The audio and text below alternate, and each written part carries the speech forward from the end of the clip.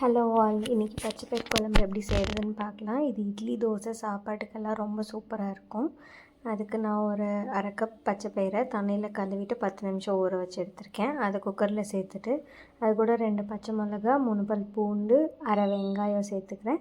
கூட 2 பழுத்த தக்காளியும் ஆட் பண்ணிக்கிறேன். கொஞ்சமாக மஞ்சத்தூள் சேர்த்துக்கிறேன்.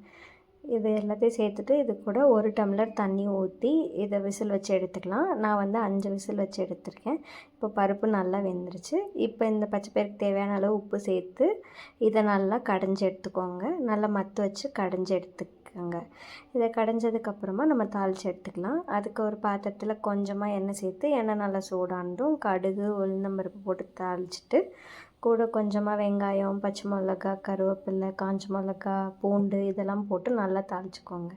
இது நல்லா வதங்கட்டும். இது வதங்கினதுக்கப்புறம் நம்ம கடைஞ்சி வச்சுருக்க பச்சைப்பயிரை இதில் சேர்த்துக்கலாம். இப்போ பச்சைப்பயிறு சேர்த்துட்டு வேணும்னா தண்ணி கொஞ்சம் மிக்ஸ் பண்ணி ஊற்றி நல்லா கொதிக்க வச்சுக்கோங்க. இது நல்லா கொதிக்கிற டைமில் நீங்கள் வேணும்னா கொஞ்சமாக தேங்காய், கொஞ்சமாக சீரகம் இதை நல்லா கொரப்பாக அரைச்சி இது கூட சேர்த்து மிக்ஸ் பண்ணி நல்லா கொதிக்க வச்சு எடுத்து சாப்பிட்டிங்கன்னாலும் ரொம்ப சூப்பராக இருக்கும். நான் இன்றைக்கி நார்மலாக செஞ்சுருக்கேன். இது நல்லா கொதித்தது இதை நான் ஒரு பாத்திரத்துக்கு மாற்றி எடுத்துக்கிறேன்.